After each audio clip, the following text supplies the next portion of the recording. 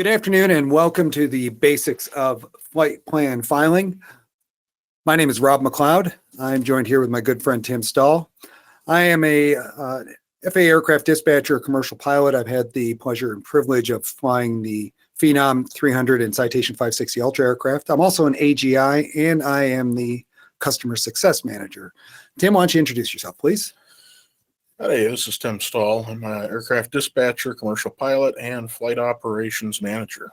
Yeah, we need to update that slide for you, Tim. You got the you're in manager mode. And you can tell Tim's the one in the picture wearing the nice tie. So I'm the one with the good haircut. Yeah, that's true.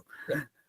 So what we're going to cover today, we're going to cover helpful tips to make ForeFlight easier to use and things that we wish every user knew before filing or flying with ForeFlight. We want it to be, almost conversational as much as we possibly can. Like if you ran into Tim and I at the FBO and Tim convinced you to get that bottomless cup of coffee. Yeah, dark roast, please. Yeah, and we sat down with ForeFlight and we just said, look, from the years of use and from working behind the scenes at ForeFlight, here's what we really recommend you do with ForeFlight. And here's just some tips and tricks that we think you need to learn. We understand you're not new pilots, but you're new to ForeFlight, and ForeFlight's a tool that you need to learn how to use to be able to implement it properly. You have something to add there, Tim? Dark roast. Dark roast, good. So what we're going to be covering today is we're going to be covering setup. So like aircraft setup, how you can configure your screens, aircraft setup. We're going to go over a little bit of flight planning, but we're not going to teach you to flight plan because you probably already know how to do that. And then we're going to hit on filing. These are the things that we've seen new users struggle with the most. What we're not going to cover, we're not going to cover the dispatch product or logbook, weight and balance, or your subscriptions. We're going to stick to the things we actually have a really good understanding of now. So save those questions for team@foreflight.com. There we go. Yeah, I got the first one in. Thanks. And I don't have my coffee in front of me to drink. So we're not going to cover those. So please try to keep your questions to the topics such as setup, flight planning, and filing. So if you do have a question, and we want questions, seriously, we have a team of folk sitting behind the scenes that are just eager to answer your questions.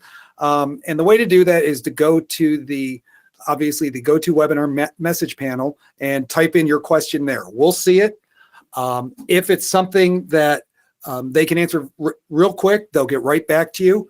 If your question seems to be hanging for a little while, it might be because we're going to get to it farther along in the live, because this is a live event. Right. Yeah. Really, we want questions. If maybe we went too fast on something, and we're happy to back up and recover something. That's not a problem. We want you all to walk away from this, informed and hopefully enjoy our silly banter.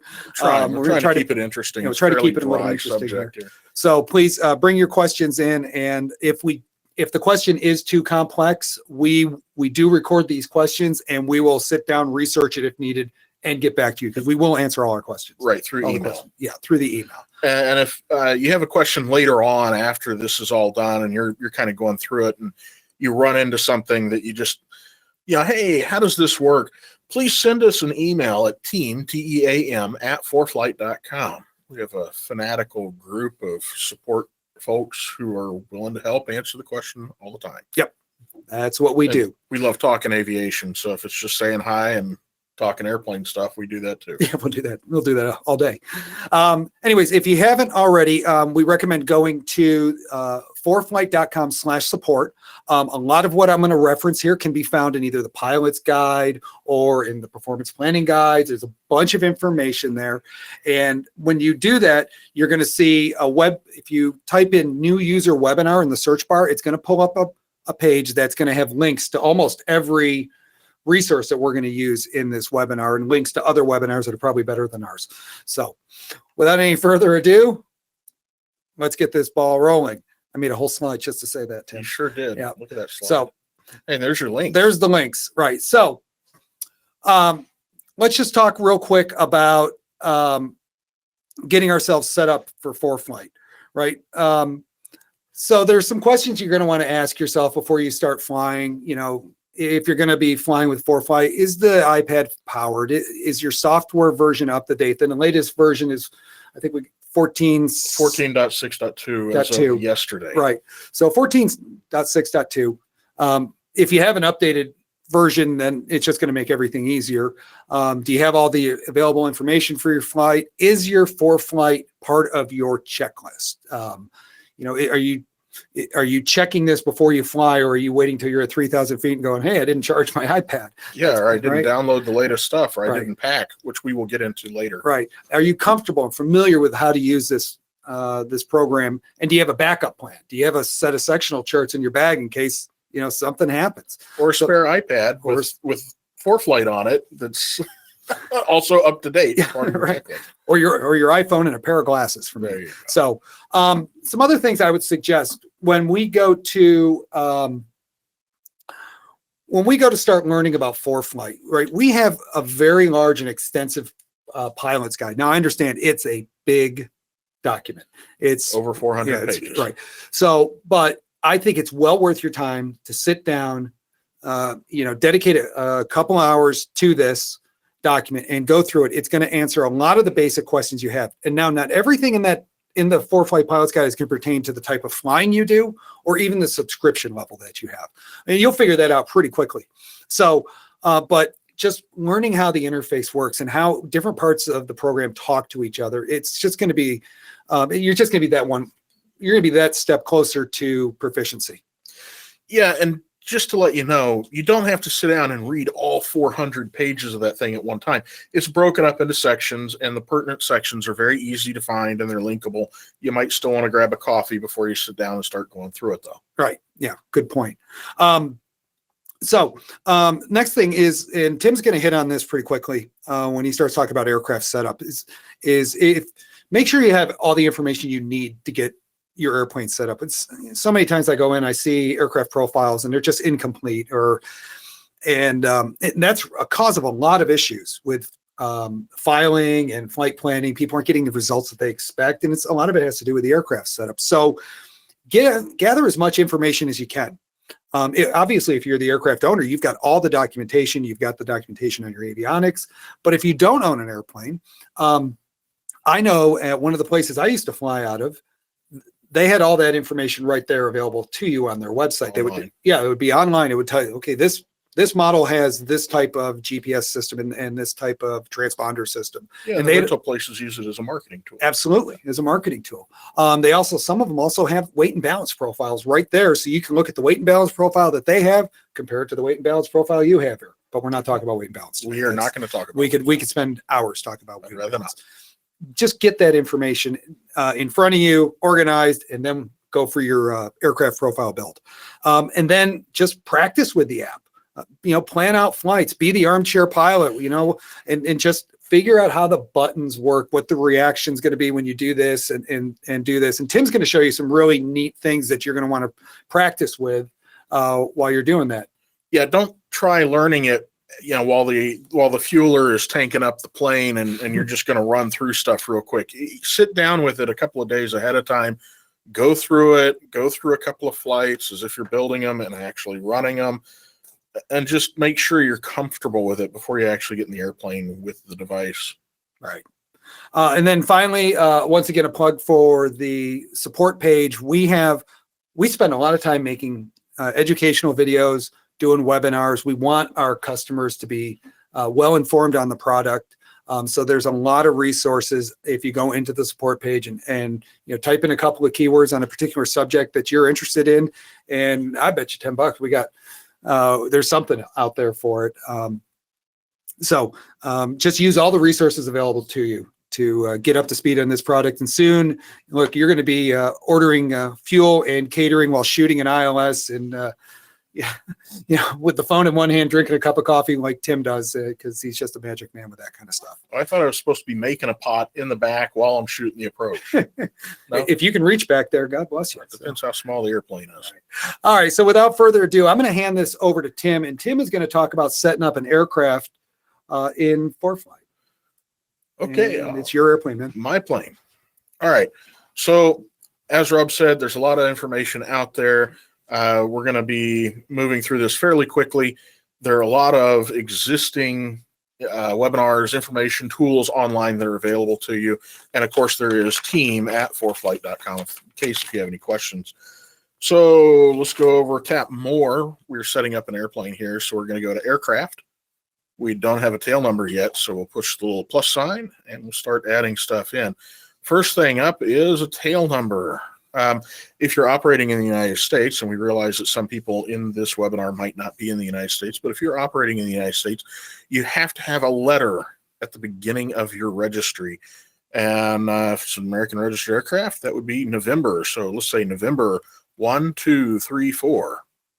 And one thing I neglected to mention is when you're watching Tim's iPad, so Tim's sitting next to me with his iPad, we have it set at a basic subscription level. So because that's the level that everybody's gonna have.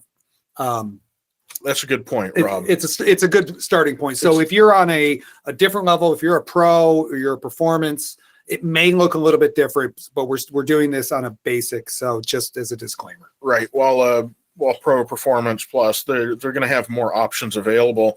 Everybody will have the options that are available on the basic version that I'm showing or that I'm using here to display ForeFlight. So, and we're also going to be using this just in the United States. Again, if you happen to be outside the United States, we're just using it with stuff here. So we're going to go on to aircraft type. On that, we would start off by typing in the manufacturer. So let's say we're going to fly that little Cessna. And then we can go through and find the specific one that we're using. And the reason we do this is because you see on the right-hand side, these type codes. This is what we use to file with ATC. And if the type code is different for the aircraft that you happen to be using, it's important to know that and indicate that to ATC. So if I just type in C-172, because I'm flying a C-172, I may not get what I want. You might not get the right one because the codes are different for certain ones. For example, a retractable gear 172 has a different type code than just a basic 172. And here we go. Let's just take that one. And as we move through here, you can add in information. Some of it's already added in. Performance profiles on the basic, you have to add your own in. So let's add a basic performance profile. And we will add, let's call it basic. And if you don't add this, nothing's going to happen when you start trying to generate a flight plan. That's true. You absolutely have to have a performance profile in order to get times and burns when you're doing a plan. So let's pretend that this airplane is going to do 100 knots. And let's pretend the burn is 8 gallons an hour. And we'll make it default. And we'll go back. That's all there is to it to make a basic performance profile. Moving on, you'll notice, for example, the glide speed and glide ratio is already in there. The default cruise altitude, this is important because later on, when we are building a flight, you start with a basic, like a default cruise altitude, hence the name, default cruise altitude. And there are sometimes questions that come in that, hey, I'm only going 20 miles. Why is the cruise altitude at 6,000 feet? Well, this is the default cruise altitude, and you should just go in and update it. And we're going to say, let's just say 6,000 feet. Uh-oh, set it up for me.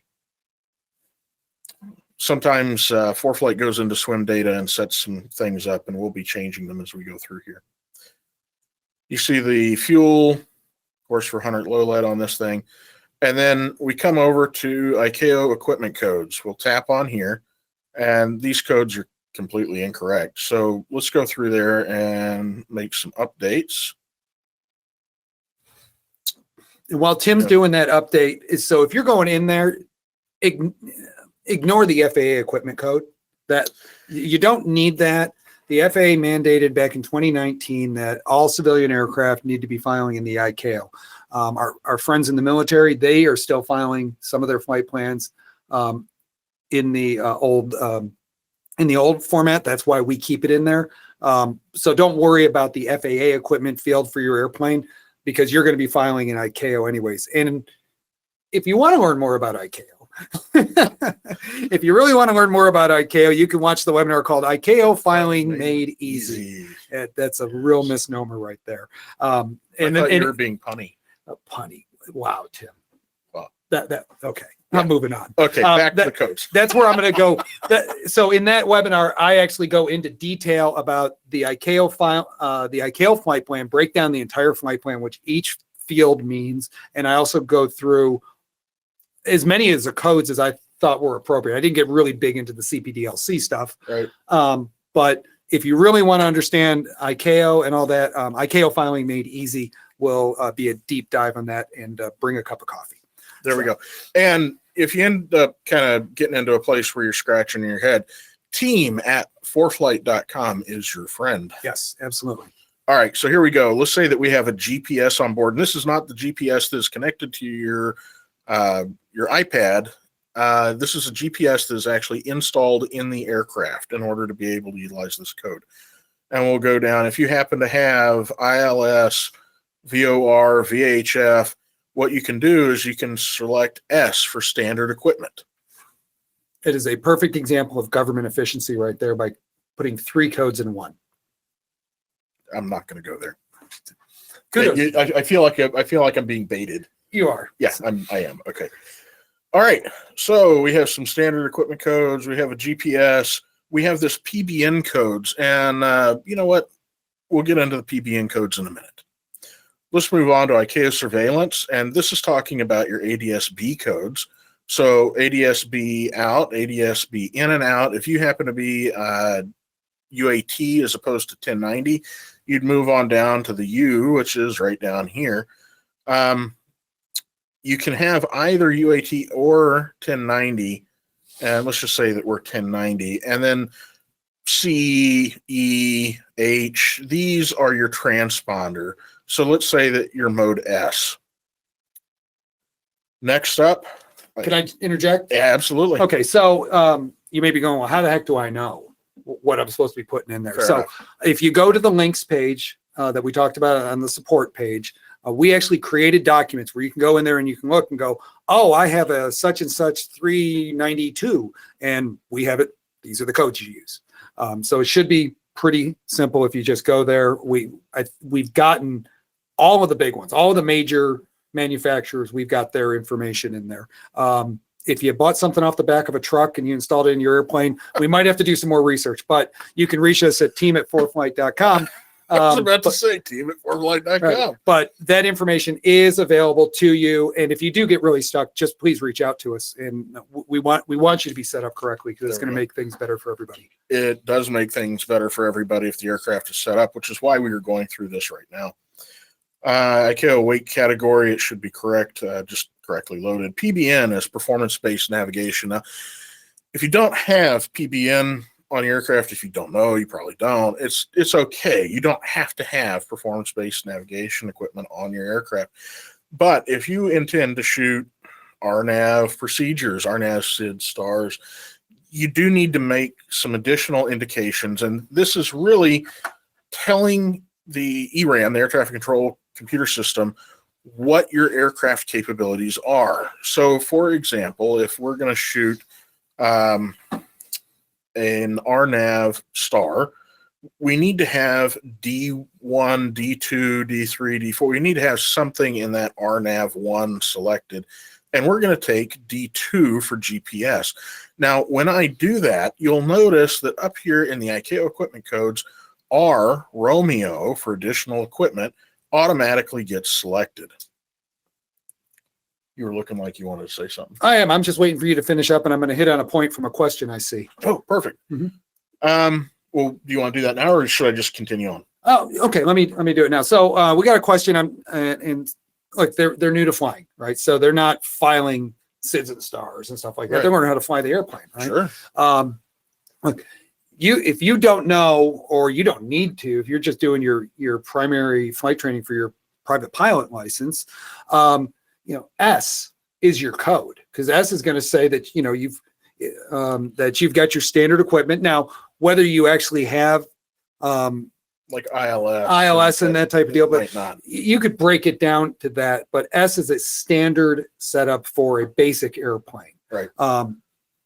That's kind of now, what I was if you thinking. happen to be like, I spent a lot of time up in Alaska. So if you happen to be flying that Piper Super Cub and all you've got is a handheld radio, then you'd want to select V yeah. for VHF Right. and nothing else. Yeah. Because, I mean, that's assuming, well, the Super Cub had electric, but the old J3 didn't have electric. So Not a lot of flight schools with the J3, but if you're flying, doing basic VFR flying, you don't have to worry about all these codes. They're helpful and they're not going to hurt anything, but you don't want to put in stuff that you don't really have. Right, because you're really indicating to air traffic control what your capabilities are. And so you don't want them to assign you something that you're not capable of doing. Right. And we'll get into what a VFR flight plan actually is a little later. Here in a minute, yeah. All right, so we have other information, Sts Special Handling. You don't really need to get into this unless if you are, doing life flight stuff or head of state or something like that. So you're probably not going to get into there. Dinghy, of course, is flotation devices. Emergency equipment is, as it states, emergency equipment. Life jackets, radios, survival, that kind of thing. If you're in the United States, you should have an ELT on board the aircraft. So we'll just go in there and tap ELT. If you happen to be operating in Canada, NAV Canada requires some additional information. For example, undercarriage. Are you on skis, floats, amphib, whatever? We happen to be on wheels. And the ELT type on the aircraft is automatic and fixed because, when you hit pretty hard, like somebody does when we put the G meter on and it sets the ELT off. you said I couldn't bounce the plane over that cow, and I wanted to prove I could. Oh, you most certainly bounced it over the cow. You bounced it over the hangar. Call it touch and go, Tim. You look like you're happy about that. It's a successful thing. All right. So we're all done building the aircraft and we can move on to maps unless there are any questions at this point. I think we can continue on. We'll hit on some of their questions a little later. But. Okay, let's move on over to maps. There we go. This is the map screen, and this is where we can do a lot of flight planning stuff. Up at the top left, you will notice a drop-down screen. On the left-hand side of this screen are different types of charting that are available. On the right-hand side are different kinds of overlays that are available. Some interesting stuff here. Go through it. I'm not going to go through it now because we need to move on. The FPL is the flight plan editor, and we'll come back to this. You can tap flight plan editor to get it and get rid of it. Yeah, so when that screen disappears and you're like, where'd it go? That's what it is. Yeah, or how do I make it disappear so I can, do something else? Yeah, it took me like 2 months to figure that out. Really? Oh, yeah. I'm scratching my head about how you made manager there. Okay. So one more over is the settings button. And this button, the settings that are described here directly impact the maps page, whether you want a light or a dark or different themes, whatever happens. Yeah, and one thing I found, so going through your flight training, if you were like me, at some point, at some point in your training, you're doing a high wing, and maybe you're doing your commercial and you're in a low wing. That brightness, if you're in that Piper with all the sun coming in on you, you got to make it bright. Yeah, and then you're in the Cessna, you're back in a Cessna with the high wing, so on and so forth. So that can make a lot of difference, especially a huge difference. Yeah, I mean, not just on eye strain and just your fatigue levels in the airplane. I mean, so keep that in mind. Remember where that is. There we go. Moving along, and I only bring this up because it is something interesting. If you are connected to a third-party ADSB, AHRS type device, for example, our Century Plus. Century Plus, new product. Look at it for sporties. Yeah, okay, I'm plugging it. Yeah, we plugged it. There we go. It would bring in that information over to your synthetic vision. Now you have to, on a basic subscription, you're going to have to do an add-on. It's worth it. Moving along. These are your instruments down at the bottom. That's where the G meter is, I can make it go away. Yes, the G meter. That's for a flight later today when Rob sees if he can bounce that airplane even higher without collapsing the gear. I promise you, one day we are going to have an inspector come in and ask for some information. Anyway, so if you want to change any of these different instruments, you just tap on it and you get a whole bunch of things that you can throw in there, and you can customize it to however you want. I am going to keep the G meter though, because I want to see how bad Rob does. But it's great. It's really handy, especially, and you can mix and match. It's not hard to do, and you can set it up for a particular flight. Yep. If you're maybe you're going out doing primary flight training and you're just trying to, do straight and level or whatever, you can set this thing up for a bunch of different scenarios. It's a really great tool that is there that I just don't think people use enough. Yeah, and if you have like a particular scan, you can kind of mimic that T scan here, just flat, horizontal. Anyway, so we're going to be doing a flight planning, not an actual go out and fly. This is helpful when you're flying. We're going to put this away now. Moving over one more. These are the favorites, and these are favorite routes. For example, if you always went Sugar Land to Austin, and you just wanted to save that route because it was something you always did, you could save it into here and click on it and pull it up, and it makes things a little bit faster. Now, let's go on back over to the flight plan. And here on the upper left-hand corner, we will select the aircraft.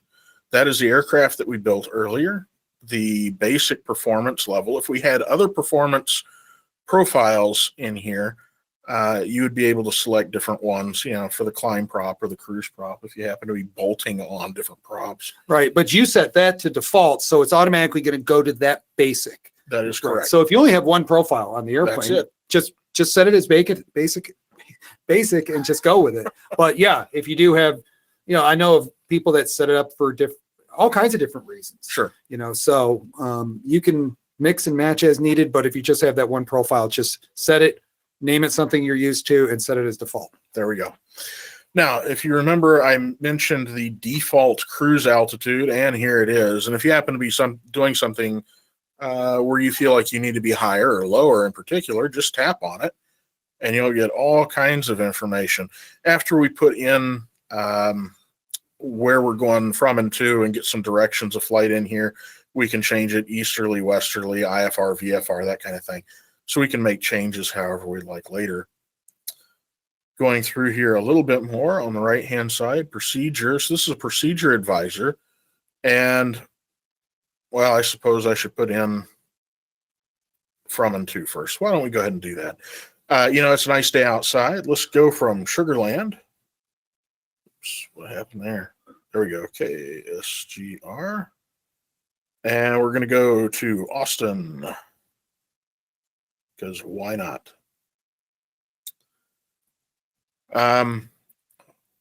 We will go to the route advisor first. Tap on the route advisor, and it gives us multiple different routes for what's going on. And these are ATC cleared routes. This is something that ATC has cleared. It doesn't mean it's necessarily perfect. But the computer has accepted it when it's been filed. It's not necessarily the route that's you've gotten a clearance for, correct? Correct. It is not something that has technically been cleared by ATC, but let's be honest, this has been cleared today. It's been cleared 22 times total in the last 28 days. You're probably going to get something like this. If you happen to be flying a turboprop or a jet above 10,000 feet, that's ATC cleared. Okay, so it's an important subject. Turboprop, jet, we are not in either one of those. We're in a piston. So let's come down a little further, and we have this one, 6,000 feet cleared over a week ago, 54 times total last 28 days. Turboprop, piston, jet, 4,000 to 8,000 feet. Man, that is a sweet spot right there. I like that one. But let's see what else there is. We can go down and we can look at these other ones, and we can look at the airways here if we wanted to stick to airways. Okay. I like this one. I'm going to select it. And somebody's asking, this is an interesting question. How does ForeFlight know which routes have been cleared by ATC? That is a good question. So there's something called swim data, and that is information that is provided through the air traffic control system where ForeFlight will reach out into that swim data and pull information out of it in order to provide it to you. It's public information. So it is. Yeah, there's nothing like proprietary about that, but I don't know anybody that does that. I don't either. That's a pretty interesting way of doing things. Anyway. Close that out. Just show where the route advisor, or put your little circle over where the route advisor again is. Oh yeah, sure. It says routes on the right-hand side. That's the route advisor. Yep. Just click that and it will give you all the options you need. So there was a question in there. I just wanted Sure. so he That's why can we're doing it concentrate live. on the stuff farther down the line. Okay. There you go. So I'm going to select IDU1, IDU to CWK. We're going to select the route. You'll see it automatically populates. If I wanted to use the procedure advisor to select a different procedure, I'd tap procedure. And I could go in and let's say departures. You'd have all kinds of different stuff here. IDU1's already in the route. If we wanted to look at it a little closer, we could zoom in on these and kind of look at them. Anyway, we're not going to take anything different here, and I'm going to move back. So we're doing Sugarland, IDU1, IDU, CWK. Estimated time of departure. You know what? Because we're doing this right now, let's move it over to 2300 Zulu. I work in Zulu time. There is a way to set this up for local time, and that would be under more and then settings. But I work in Zulu. That's just kind of what I do. Now let's go back over here. This is the distance, estimated time en route, estimated time of arrival, the fuel burn based on that basic profile and the information we gave it. Here are the current winds, 2-knot tailwind. That's pretty nice. The pack, we'll come back to pack in a minute. The star is a favorite route. So if we wanted this to be part of the favorite routes, we'd tap that, we'd give it a route name, save it, and then it would be available in favorite routes. Moving over, we're going to skip the send to button for right now. Moving over, we are in the edit mode. Navlog provides a quick tool for times burns. If you happen to have a longer plan, it can be useful. Pretty short here. Moving over one more to profile. Profile is not available in the basic subscription level, but if you happen to be operating in mountainous terrain, like say the Western United States, it could be really helpful to make sure that you don't go into something hard. Back to the edit. Let's tap on that altitude. Now that we have a to and a from and what we're doing, we can kind of look at this and we can see, oh man, you know, at a lower altitude, we have better tailwinds. At a higher altitude, we have headwinds.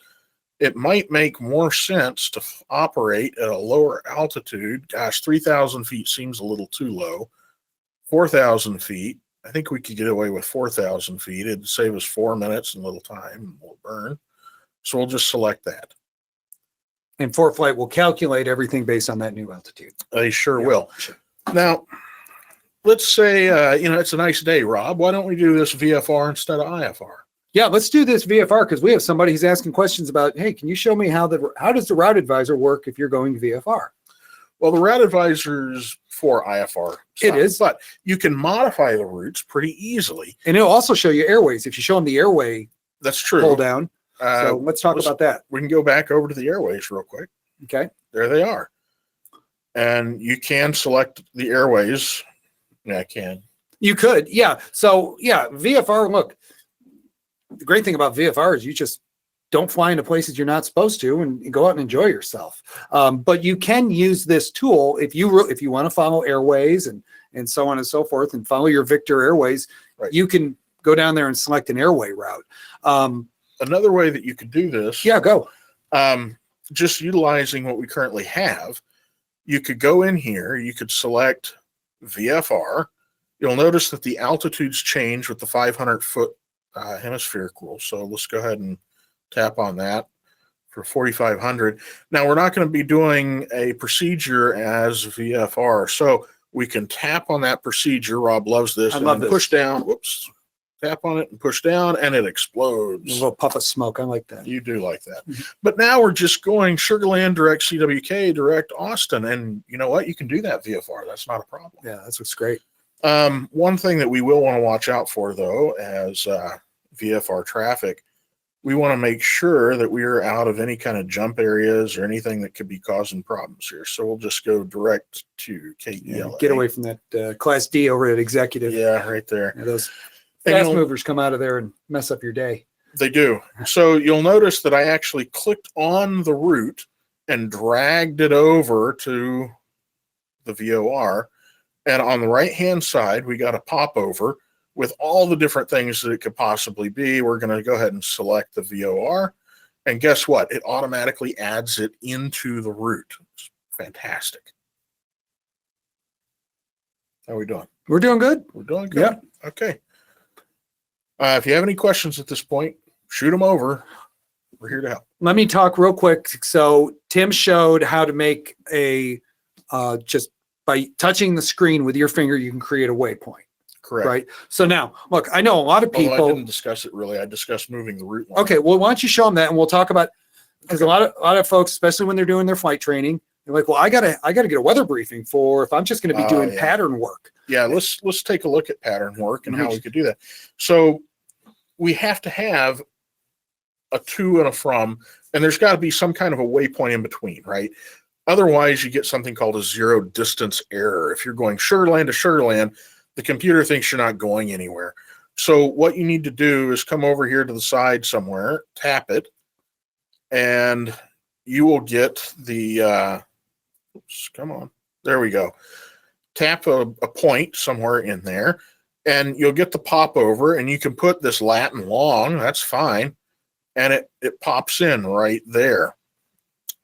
And you'll notice, I'm just going to move this over a little bit for us to keep things a little bit easier there. Okay. Right. And now this gives you a point where the computer can calculate something and get weather briefings and that kind of thing. Right. So you got to have that intermediate point, even if you're doing pattern work, like Tim said. Otherwise, you get a zero distance error because the computer doesn't think you've actually gone anywhere. So it doesn't gather any info.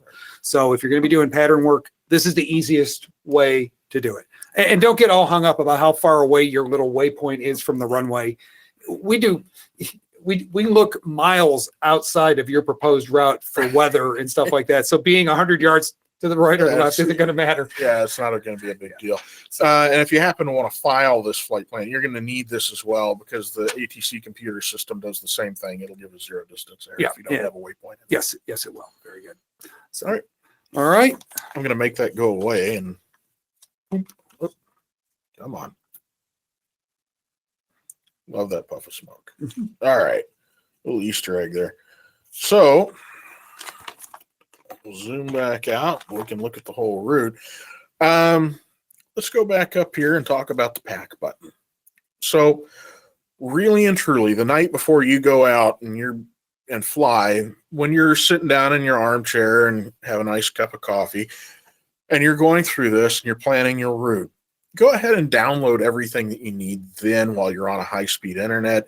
If you try to do this while you're walking out to the airplane, this pack button, it downloads all the charts and everything inside of this 25 nautical mile ring of your route, which could be quite a bit of information depending on how far you're going.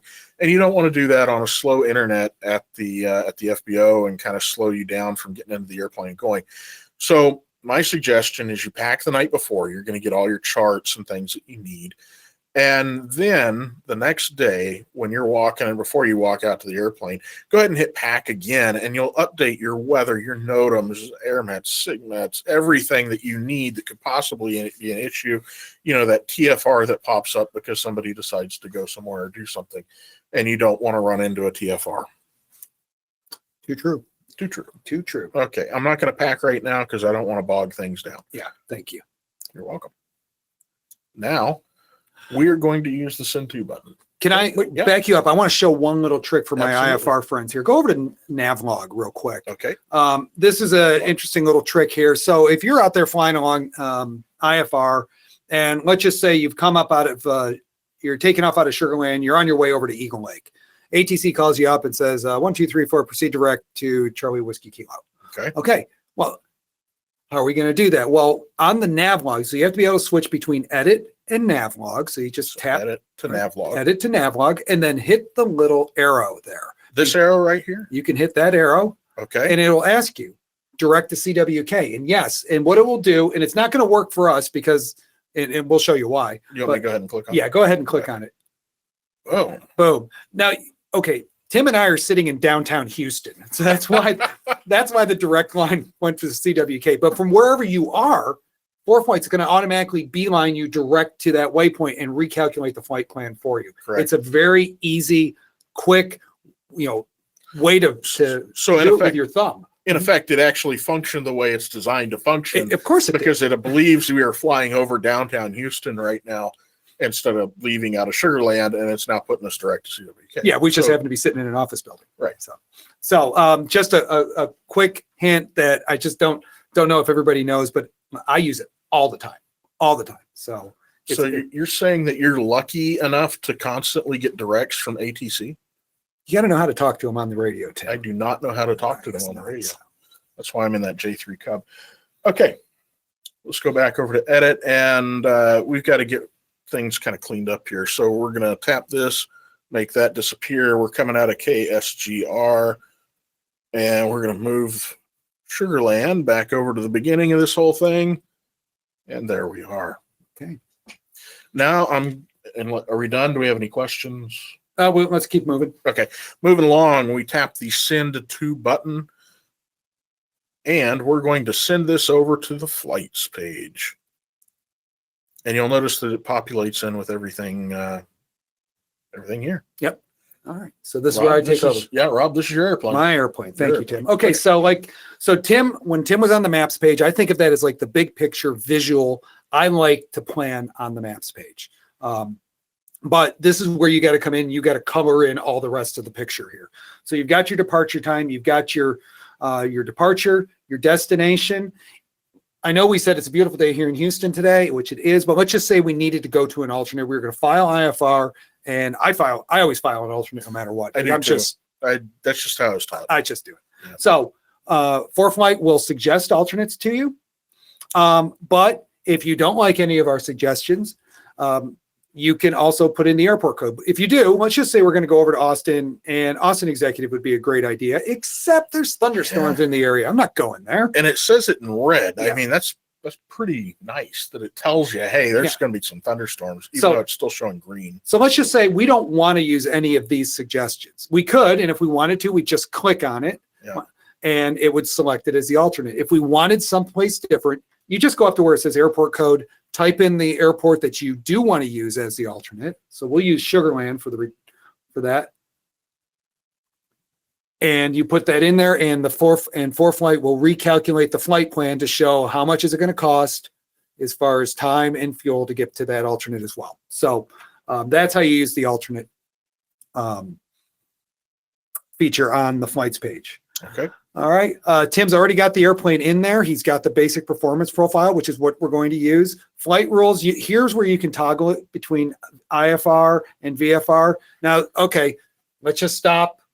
Take a deep breath. Everyone's seeing YFR and ZFR. Yeah, okay, those are taking a deep breath. Yeah, just calm down. It's going to be okay. Those are for our friends up in Canada and in Europe. We don't have YFR and ZFR flight plans here in the United States. If you want them, write to your congressman because they are kind of useful. But you can't file that here in the US. I'm sorry, you can't. I could do a plug for another webinar, but I'm not going to do it. So you either IFR or VFR. We also have DVFR. So if you're flying anywhere outside the ADIZ, so if you're going down to Mexico, you're going over to the Bahamas, you need to file a DVFR flight plan if you're flying VFR. If you're IFR, don't worry about it. Two quick acronyms. ADIZ is Aircraft Defense Identification Zone. DVFR is Defense VFR flight plan. Okay. So if you're coming from the Bahamas, you're coming from Mexico, those are the most common, something like that. The Caymans, coming into the U.S., passing the ADIZ, you need to file a DVFR flight plan. It doesn't matter how many times you hit file on a VFR flight plan, it's not going to go through. It's not going to work. Yeah. Now, you don't need a DVFR flight plan if you're coming in from Canada. And why is that, Tim? Well, because there is no ADIZ between Canada and the United States. It's that whole NORAD thing, isn't it? There's something to do with NORAD. Yeah, okay. There you go. So if you happen to be flying the Alaska Highway to go through Canada up to Alaska during the summertime, or it's becoming fall and you're trying to get away from Alaska and come back to the lower 48, you do not need to file a DVFR between Alaska, Canada, and the United States. Right. But if you're IFR, don't worry about it. Just file IFR. If you're going VFR between places outside the ADIZ, coming into the United States, file with a DVFR flight plan. There you go. The final one is VFR DC SFRA. This is only applicable to the folks who are flying around the Washington, D.C. area. We feel for you guys. Yeah. I did a whole webinar just on how to file a VFR DC SFRA flight plan, and we're not going to touch it here. But this is where you could go and change it. All right. There you go. We've beaten that one to We death. have. Are we sticking with VFR or this one, or are we going to? Now let's go with IFR. IFR first. Yeah, Okay, IFR. sounds good. Okay, and then we'll scroll down. Here's the route we picked. The route will also be in text, CWK. If you wanted to maybe explore a different route again, you could hit the routes button. It's going to act just like the route button on the maps page. It is the route advisor. It's the same thing. It's the same engine, just with a different click. And if you scroll to the bottom, I know somebody was asking where they can see the airways. It's always going to be at the bottom of the list. Yeah. So, but we'll just stay with what we got. So go ahead and close that. Okay. We can also change our altitude if we wanted to. You can click here. Again, it's going to bring up the same thing you saw on the maps page. It's going to show your altitudes. It's going to show your headwind and tailwind components, your fuel burns, and your time differences. Destination services. If you've got an FBO that you like to use, you can plug that in there. It will give you information about the air-ground frequency, their phone number, directions. You can even email them. You can put in a fuel order. It's pretty self-explanatory. Sure. Now here's the flight log. I love this. This is great. So now we know in a Cessna, the only time the fuel gauge is right is when it's empty. That's the only time my fuel gauge is right. All right. So, but if you're in an airplane that does have a digital fuel readout and you have some confidence in it, you can put this in there and it will calculate the fuel burn based on what your departure fuel was. So that's really helpful if you're like me and you stink at math. The other thing down here is times. This is where you can enter the starting hobs. So you put in the hobs, put in the closing hobs, and if you put it in there, it will generate the total flight time. It'll even transfer over to logbook. It just makes life easy. But we're not going to discuss logbook right now. We're not discussing logbook. I just said the word. That doesn't I mean discuss. Okay. So it's just a nice little feature there. I need my coffee. And again, the pack. So you can hit pack. I hit pack all the time because I just want to see what the weather updates are going to be. Yeah, get updated information. So, but we're not going to hit pack. So once you've colored in all the blocks here and you've got everything the way you want it to, down at the bottom right, you're going to hit proceed to file. And what this is going to do is it's going to bring up this little pop-up box. And what this box is more user-friendly. It's just a user-friendly version of the Icao flight plan. It is. Right. So the form type at the top is going to say Icao. You cannot change that. Okay, unless you're on an MFB account. A military account, you can do it, but civilian, you're not going to be able to. So the form type will always say Icao. Flight rules, again, anything in blue in ForeFlight on the iPad is something you can change. Go through it again. This is your pre-flight check to make sure that your filing is going to be correct. So we're going to go through this. And one problem that we have is I don't think we put in a fuel mode, did we, Tim? No, we did not. We did not put in a fuel mode. So if you scroll down, as we go through looking at everything here, you're going to see fuel aboard is going to be blank. And that's a problem because airplanes like to eat fuel. Yes, they do. So what do? We close that. Oh, well, you can put in a time. You can put in a time. We put in 3 hours of fuel if you wanted to. Okay. You can also do it from the file page. So we put in 3 hours of fuel. That'll satisfy our flight time. It's an hour and something over there. So we'll have our reserves as we need them. Mm-hmm. So fuel on board, other information. Look, if you don't know if you should have something in the other information field, don't put anything in the other information field. You'll know when you need to put that in there. Same with STS. If you wanted to learn more about the other information field, you can watch the other webinar, Filing IFR with ForeFlight. Tim and I did that about 2 years ago. And I think I also touch on it on Icao Filing Made Easy. Yeah. STS Special Handling, that's if you're air ambulance, medevac, you're doing flight check for the FAA, something like that. Trust me, if you're doing special it, status. you know to put in a special status. If you're just going out there to fly around, not a special status. Remarks. Now this remarks field, are you going to hit on the same? No, go ahead. Okay. You're doing a great job. Thanks, Tim. I appreciate your confidence. You're welcome. Yeah. The remarks field, this is great. Now let's just say you're going out and maybe you're working on IFR. And you take off VFR, you got a safety pilot in front of you, but you want to go shoot approaches at an airport, I don't know, 30, 40 miles away. You can put that in the remarks section when you file, right? Yes. It's a great way to just communicate non-standard stuff to ATC. I'd like the ILS runway, 18 at Warren or whatever. That's a great place to put that. Just lots of good information can be put in there. Just remember, the remarks section is only going to take alphanumeric characters. So don't put ampersands and commas and squiggly lines and happy faces. Yeah, that doesn't happen. Good job. All right, destination, that's all fine. That It's already preloaded in there. If you're flying in Canada, some of this stuff is going to be more important and you're going to see other information. Yeah, some of it changes from optional to required. Right, that's correct. Dinghy, if we're going out over the water, emergency equipment, we've already got the radios, the ELTs, if you got life jackets. Just, I mean, you guys know what this stuff means. I mean, just fill it in if you know it's correct. Now, down by pilots, Tim, you just love typing that name, don't you? It's your favorite. There is a thing about Hank Okay. Cowdog. So down here where it says pilot, this is really important, everyone. So down here in the pilot field, please make sure you have your real name. Okay. Yeah, so, not Hank Cowdog. right, but not your Hank real name.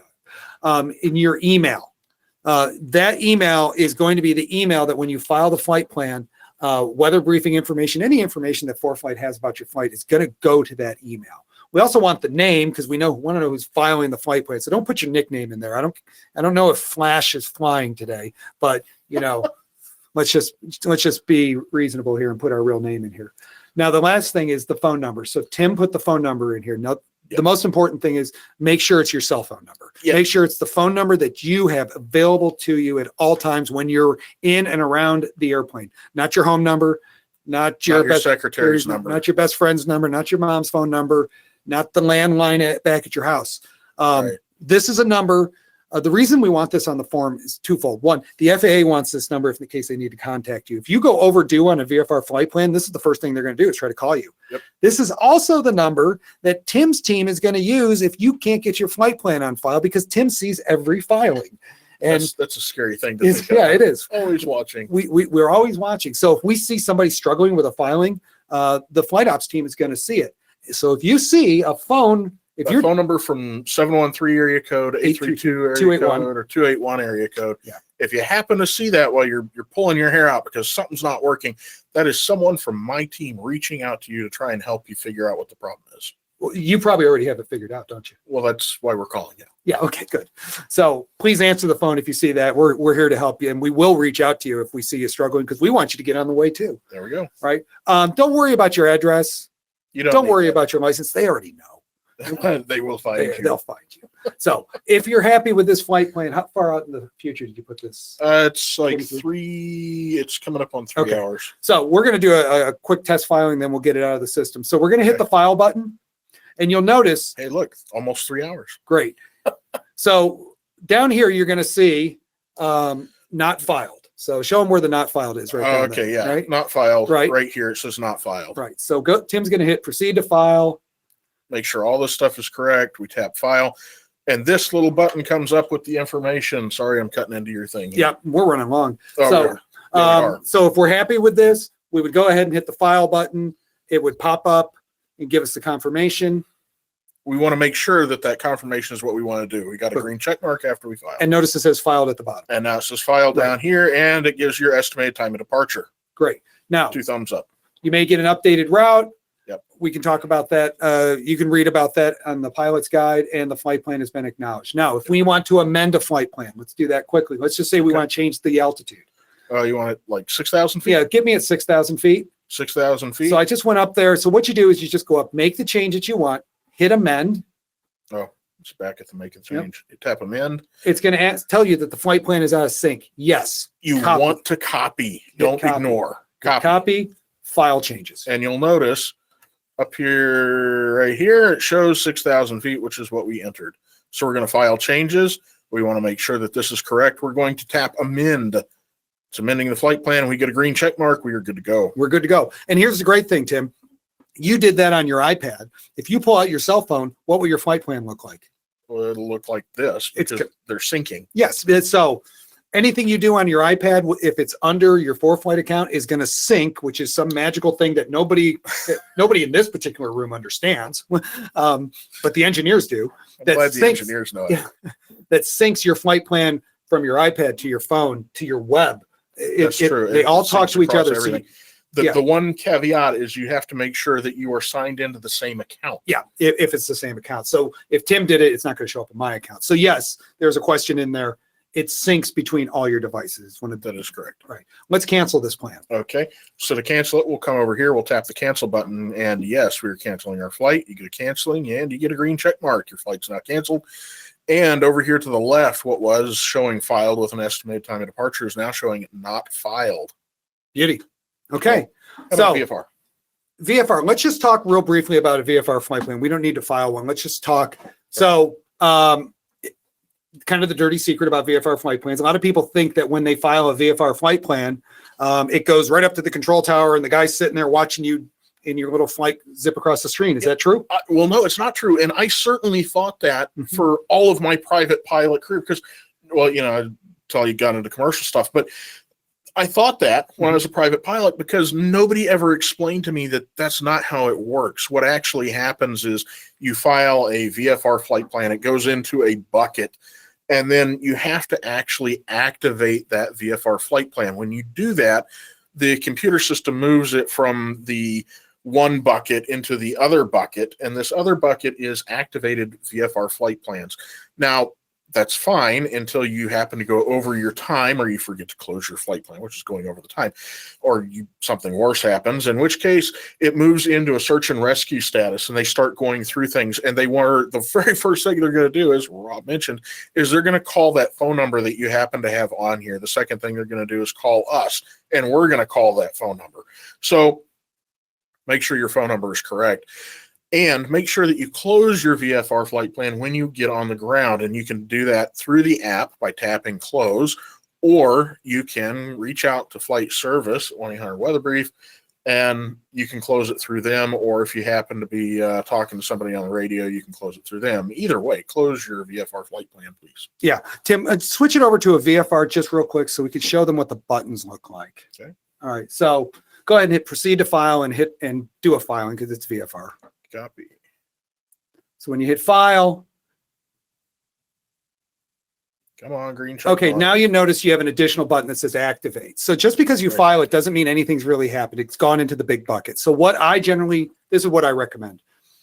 If you're at a towered field, file your flight plan, go up, do the run up. When you are committed to departure and you're sure you're going to go, pull out your cell phone, open ForeFlight, hit activate, and go. It syncs across because the it devices. syncs. Right, it syncs. And then when you land, after you shut down the airplane, you're going to hit the close button. It'll be in the same spot. Hit the close button. Make sure you have a good internet connection. And if you have any reason to believe that you don't have a good internet connection, just call flight service and let them know you're on the ground. Right. And that's the simplest way to do it. But ForeFlight does not automatically open or close any of your flight plans. I know they do it differently in Canada. Yeah, I can go over that for half a second if you want. Do it for half a second. Okay, quick. In Canada, and for American operators, pilots who happen to be operating up in Canada, Canadian rules are a little different than the United States. Canada automatically opens your VFR flight plan at your estimated time of departure. So if you happen to be hanging out at the breakfast joint, having a really good conversation about aviation, and you missed your estimated time of departure, you better talk to somebody, because they believe that your flight plan is activated. They believe you're in the air. If you have not contacted them, let them know. Great. There we go. Tim, I got a great question. I think we should end on this question because it's a really smart question. If you can go to the maps page. I'm going to cancel this thing real quick just because I hate leaving stuff out. If you change your altitude in a flight, let's just say you start off your flight, you're heading east, and then you turn back to the west and you want to fly at a different altitude. Now, we're not going to go real deep into this, but just show them how you can change your altitude at each waypoint by selecting that waypoint. By waypoint. This is the easiest way to do this. So I know somebody was asking for this. Let's say, for example, at CWK, you're changing. So what you'll do is you'll tap on CWK, you come down to set altitude and speed, click on that. And notice your altitude is in feet, not flight level, in case if anybody happens to be flying up there. You're going to change to whatever you happen to want.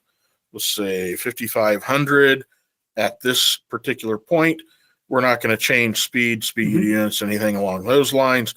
So we're going to say done and close. You'll notice now the CWK 5500. If we send this over to flights, I may as well show it since we're ending on this note. You'll notice that you have a change in altitude right here at CWK, and that does carry through. So here's your initial, here's the change. Right.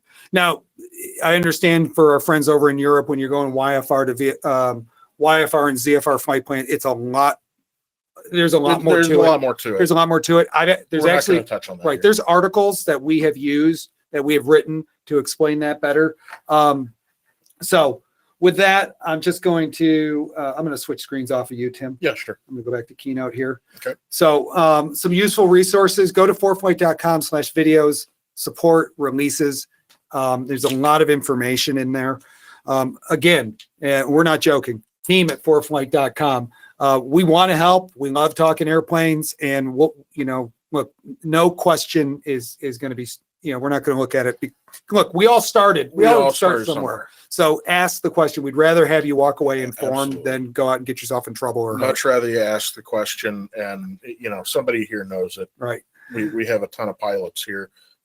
Yeah. Everything from student pilots up to ATP, flying all kinds of fun stuff. Oh yeah, absolutely. So, so Tim, we are out of time. So That's we're gonna wrap this up. I want to say a special thanks, as always, to the people behind the scenes who have helped us out. Jay and Sam, thank you for your years of patience with Tim and I. I know it's like trying to teach grandma how to program the VCR, but we do appreciate your help. Also, I think behind the scenes we had Dave, Charles, and Derek. Great. And if we forgot anybody, well, you can come and smack me in the back of the head when you walk by my desk. So, and I thank you for taking time out to listen to us. I hope you coming away more informed about the ForeFlight product. If we didn't get to any of your questions, we are going to tabulate them. And team at ForeFlight.com. Very good. We will get to your questions. Some of them it would take quite a while to explain it well in this, but we will get to your questions. Again, thank you so much for your time. Thank you for being a ForeFlight user. Thank you, everyone. Yeah. Be careful out there and have a great day.